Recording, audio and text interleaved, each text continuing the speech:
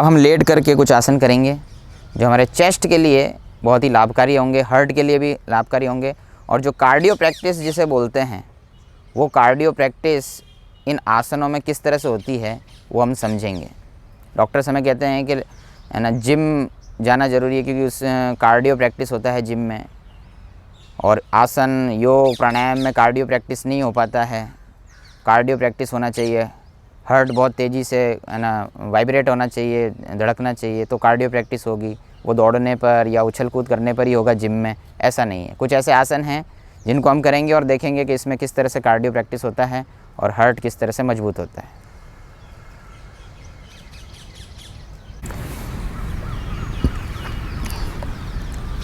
Late करके किए जाने वाले आसनों में दरअसल पेट के बल लेट करके किए जाने वाले कुछ आसन हैं।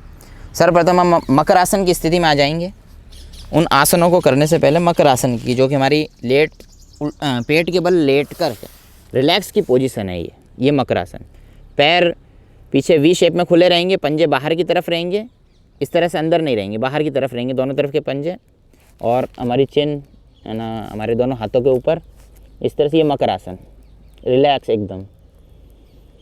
यहाँ से हम कुछ ऐसे आसन प्रारंभ करेंगे जो हमारे चेस्ट के लिए, हार्ट के लिए चैलेंजिंग होंगे, थोड़े से जो चैलेंज देंगे हमारे चेस्ट को, लंग्स को, हार्ट को। और हम फील करेंगे कि किस तरह से ये जिम और जो आधुनिक जो एक्सरसाइज हैं उनकी तुलना में ये कितने प्रभावशाली हैं ये आसन। तो सर्वप्रथम हम भुजंग आसन का एक प्रकार करेंगे। हाथों को इसी तरह रखेंगे और अब पैरों को भीतर की तरफ ले लेंगे स्ट्रेट, और सांस लेते हुए आगे के हिस्से को उठाएंगे हाथों के बल।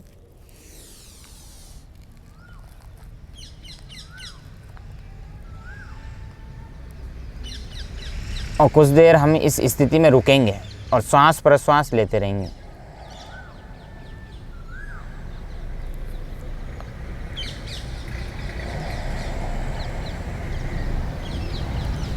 इस स्थिति में रुकने से सारा जो खिंचाव है, दबाव है, वो हमारे चेस्ट पर और हार्ट पर आ जाता है, और इससे हार्ट की जो क्रियाविधि है वो बढ़ जाती है, एक्टिविटी जो उसकी है बढ़ जाती है, ब्लड का सर्कुलेशन बढ़ जाता है। लंग्स के ऊपर भी प्रेशर पड़ता है तो ज़्यादा ऑक्सीजन एब्जॉर्ब करने की क्षमता उनमें आती है। पुनः वापस सामान्य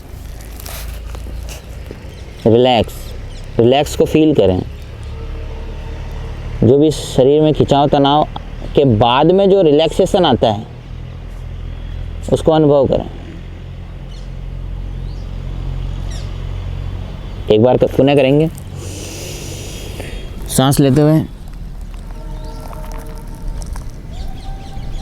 अब यहाँ पर सांस प्रश्वास सामान्य लेते रहेंगे, छोड़ते रहेंगे।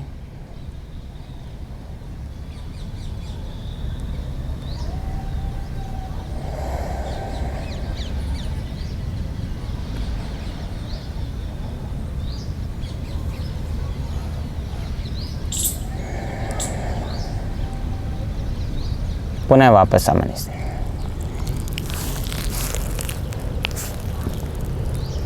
रिलैक्स एकदम फील करें शांति को जो शरीर में उमड़ रही है। ये शांति हमें इम्यूनिटी देगी। शांति का मतलब है शरीर में कुछ हो रहा है, जो अभी हमने आसन किए उसके बाद में शरीर में कुछ बदलाव हो रहे हैं, कुछ एडजस्टमेंट हो रहे हैं जो हमें स्वास्थ्य की ओर अग्रसर कर रहे हैं।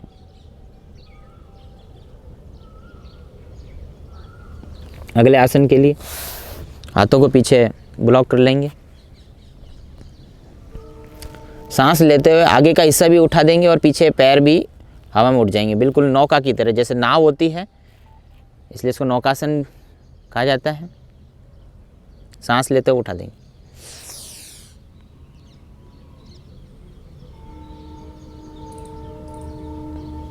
सामान्य सांस प्रश्वास ले सकते हैं यहाँ पे। अगर यहाँ पे होल्ड नहीं हो पाता है तुरंत वापस आ जाएंगे। अगर होल्ड कर सकते हैं तो यहाँ पे सांस प्रश्वास लेते रहिए।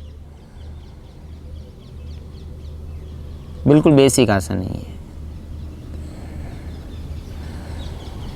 वापस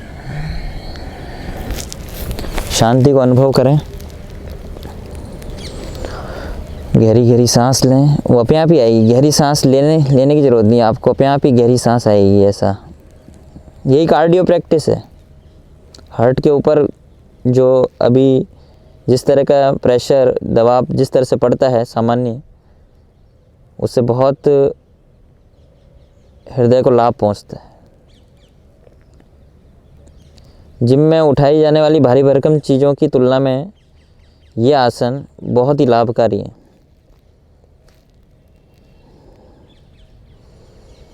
एक बार पुनः करेंगे, सांस लेते हुए थोड़ी देर होल्ड करेंगे, सामान्य सांस प्रश्वास इसी स्थिति में होल्ड करेंगे और सांस प्रश्वास सामान्य लेते रहेंगे।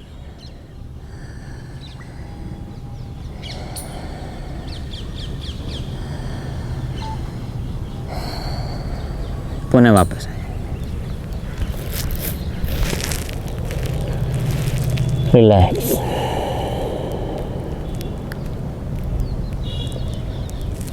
अगला आसन है विमान आसन।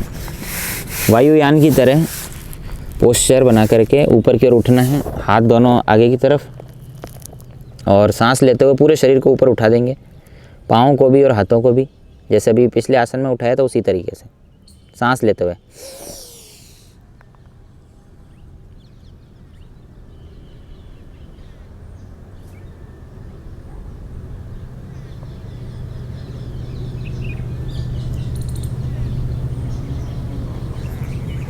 वापस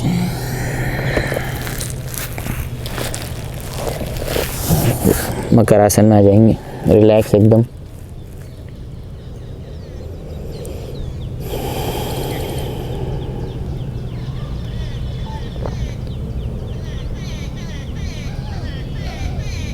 एक बार पुनः करेंगे विमान आसन।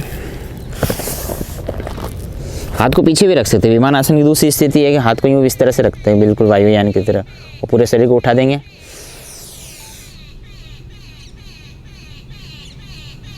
कुछ देर होल्ड करेंगे इस स्थिति में, पूरी बॉडी में होने वाली स्ट्रेचिंग को फील करेंगे। वापस पुनः मकरासन की स्थिति में आ जाएंगे, रिलैक्स एकदम।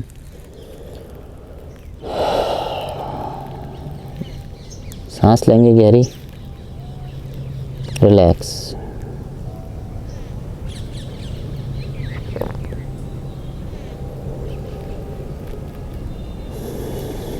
ये बेस्ट है कार्डियो प्रैक्टिस के लिए, बेस्ट आसन। ये उल्टे पेट के बल लेट करके ये जो किए जा रहे हैं 2-3 आसन हम जो कर रहे हैं, ये कार्डियो प्रैक्टिस के लिए बहुत ही असरदार है।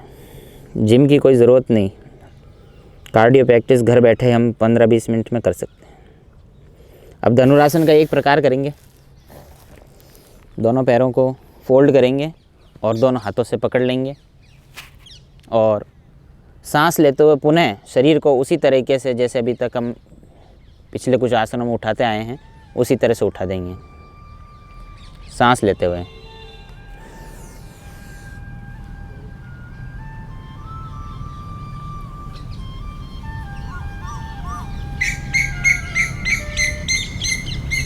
वापस। बहुत ही चैलेंजिंग आसन है ये। धनुरासन का जो ये प्रकार अभी हमने किया बहुत ही चैलेंजिंग है,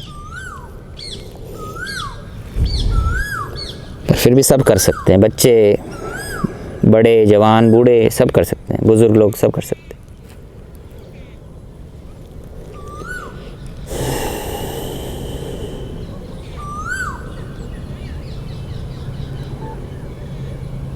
एक बार पुनः करेंगे धनुरासन। ध्यान रहे धनुरासन और विमानासन जो हम कर रहे हैं इसमें ज़्यादा देर रुकना नहीं है। इसमें कुछ क्षणों के लिए इसको बार बार कर सकते हैं। अगर हम ज़्यादा करना चाहें तो बार बार कर सकते हैं, इसमें ज़्यादा रुक सकते नहीं हैं अपन, शरीर की क्षमता तक ही रुकेंगे।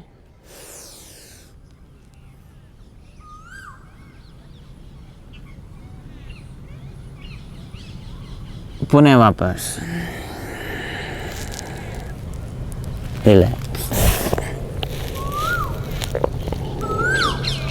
इस तरह से हम कई राउंड कर सकते हैं धनुरासन के।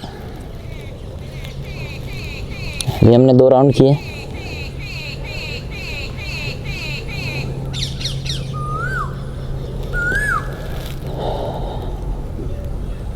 अब हम, चूँकि हमने बैक को पीछे की ओर बेंड किया है, तो किसी प्रकार कोई स्ट्रेन ना आ जाए बैक में, इस स्ट्रेन से फ्री रखने के लिए हमारी स्पाइन को हम अधोमुख श्वानासन करेंगे। गहरी सांस लेंगे और सांस छोड़ते हुए अधोमुख श्वानासन की स्थिति में।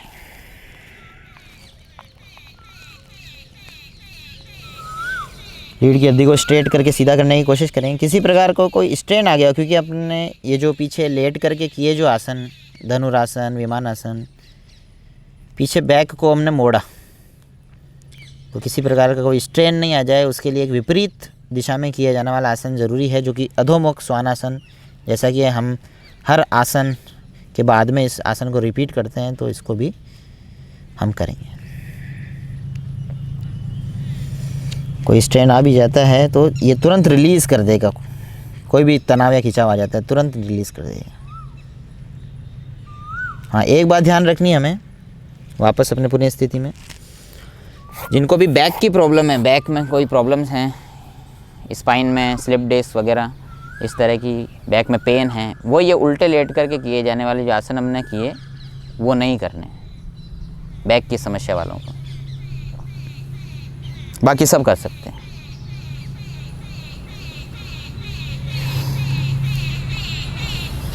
अब आसनों की अगली कड़ी में हम आगे बढ़ते हैं। हम करेंगे उष्ट्रासन, कैमल पोस्चर।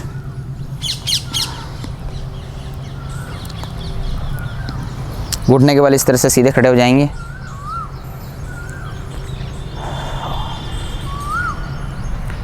और सामान्य सांस प्रश्वास रखेंगे और सांस लेते हुए पीछे की ओर झुकेंगे और दोनों हाथों से दोनों एड़ियों को पकड़ लेंगे और इस स्थिति में सामान्य सांस प्रश्वास करते रहेंगे। कैमल पोस्चर है, उष्ट्रासन, ऊंट वाला आसन।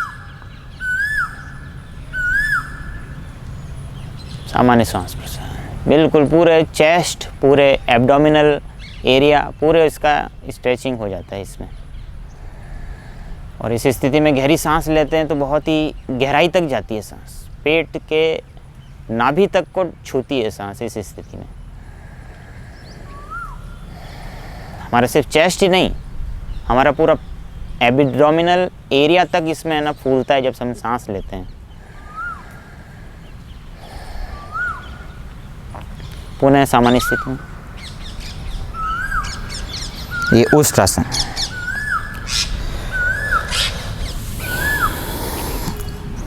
अगला जो आसन है उसको कहते हैं सेतुबंध सर्वांग आसन। सेतुबंध सर्वांग आसन में हम सीधे लेट जाएंगे और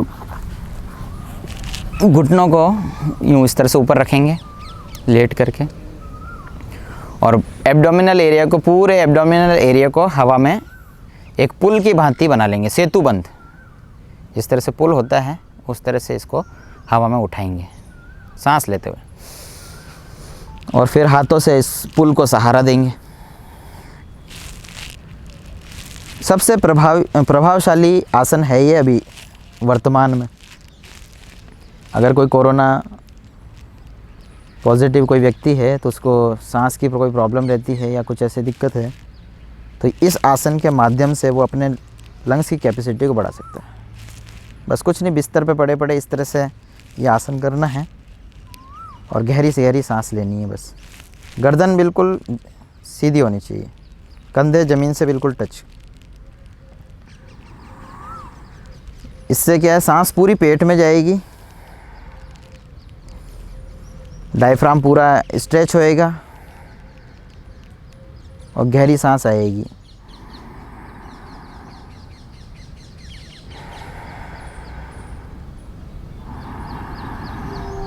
दरअसल हमारी श्वास जो है पेट से चलनी चाहिए, फेफड़ों में तो वो यहाँ पहुँच जाएगी, लेकिन सांस खींची डायफ्राम द्वारा जाती है, इसलिए पेट फूलना चाहिए। नाभि तक श्वास की चोट पड़नी चाहिए। यही सही तरीका है सांस लेने का। सामान्य रूप से भी जब हम सांस लेते हैं तो हम देखते हैं सिर्फ शरीर का सिर्फ ऊपरी हिस्सा फूलता है, पेट सामान्य रूप से पड़े रहते हैं। लेकिन जबकि हम छोटे जो बच्चे होते हैं, नवजात शिशु, उनको कभी आपने सोते हुए देखा हो और सांस लेते हुए देखा हो तो देखा होगा उनका पूरा पेट गुब्बारे की तरह फूलता है सांस जब वो लेते हैं, और जब वो सांस छोड़ते हैं तो वो गुब्बारे की तरह नीचे जाता है। वही नेचुरल तरीका है सांस लेने का। और धीरे धीरे हमारी जब सांस छोटी होती जाती है तो फिर वो सीने तक ही सीमित रह जाती है, फिर वो उदर पर नहीं पहुंच पाती है, नाभि को सक्रिय नहीं कर पाती। दरअसल यही हमारे सारे रोगों का कारण है। गहरी सांस लेंगे, उदर तक पहुंचाएंगे, नाभि तक पहुंचाएंगे सांस को।